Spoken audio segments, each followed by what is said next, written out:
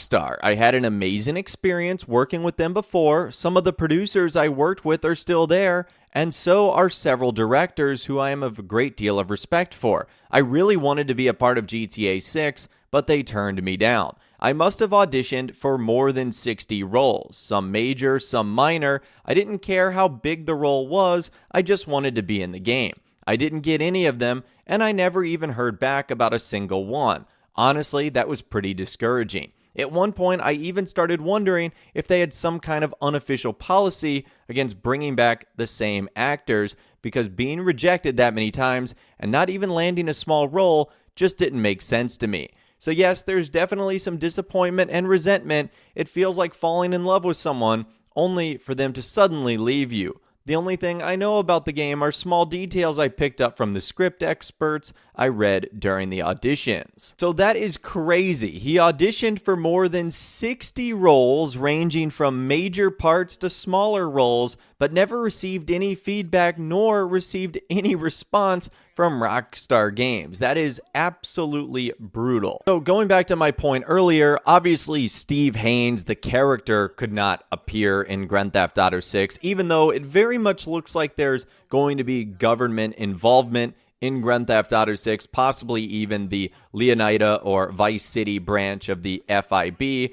But Steve Haynes, of course, is dead, and so his character cannot reappear unless he was somehow resurrected as a ghost. There'd be no way for him to make an appearance in Grand Theft Auto 6. But I would say probably the real reason why they're not bringing Robert back, and after all, he is a great actor. He made Steve Haynes such a funny and dynamic personality, considering the character is such a douche in GTA 5. But I would say it's because his voice is probably extremely recognizable. And fans would probably say, wait a minute, that sounds like Steve Haynes, who at the end of the day was one of the main villains and antagonists in Grand Theft Auto 5, so Rockstar probably don't want that overlapping. Now, Robert should not feel bad, because this wouldn't be the first person who had a major role in a game and wanted to reappear in another Rockstar title, and they were kind of denied that. Ned Luke, the voice and likeness of Michael DeSanta, was supposed to appear as a character in Red Dead Redemption 2, but Rockstar took out his voice lines at the very last minute because they knew fans would immediately recognize him. Now, they kept in his motion capture work, but removed his voice lines. And I think the same thing would have happened here, where they wouldn't have wanted people to know, hey, that's Steve Haynes from GTA 5.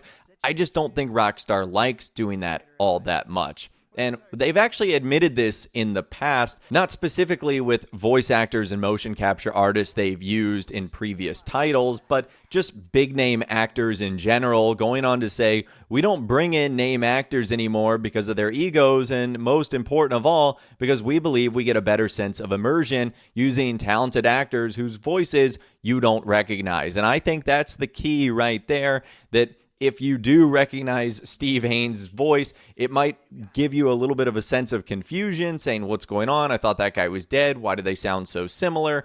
I think that's probably what's going on here with Rockstar, and less of a slight at Robert Bogue as an actor himself, because he did such an amazing job with Steve Haynes in Grand Theft Auto 5, but he also portrayed other main characters in Rockstar's title, so he does have a long history with them. He was Red Harlow in Red Dead Revolver and Red Dead Redemption, and he was also Troy in The Ballad of Gay Tony. So he did play some pretty big roles in the Rockstar series, and I can understand why he's a little bit disappointed, given his history of working with Rockstar, that he just didn't get anything at all in Grand Theft Auto 6, which again, arguably going to be the biggest video game of all time.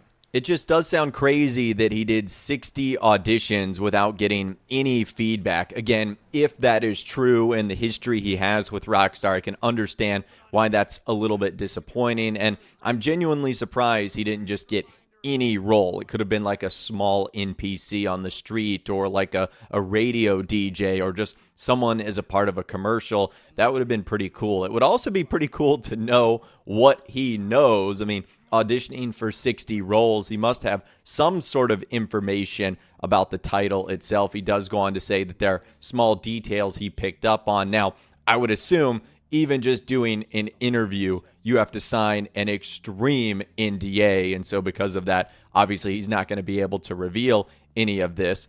But I just think that is insane. It would also be interesting if down the line he does end up getting a role in Grand Theft Auto 6 despite saying this, and we probably won't know the answer to that until November 19th and until the game ends up coming out and you finish the title and you see the credit scene at the end. But I just think this entire thing is nuts that he wasn't able to get a role despite how well his character was portrayed in GTA 5, and the fact that he's worked with Rockstar games in the past, which if we know anything about Rockstar games, they typically like bringing back actors that have worked on titles in the past. So I found this interesting. I will leave a link to the entire interview in the description, again, done by Anderson Burak on social media. It seems like he's from Turkey, big Grand Theft Auto fan. Be sure to give him a follow if you guys are interested. And let me know what you think about this entire saga in those comments down below. I would love to hear from you guys down there. If you guys did go on to enjoy this video, though, a like rating would, of course, be awesome. And be sure to subscribe to my YouTube channel if you are new or you want to stay up to date on all the GTA 6 videos that I'll be doing here on my channel. And be sure to ring that notification bell as well. Sometimes YouTube just doesn't work, and if you ring that bell, you'll always be guaranteed to be notified when new videos arrive. But of course, as always, guys, thank you all so much for watching. Take care, and I'll see you guys in the next video.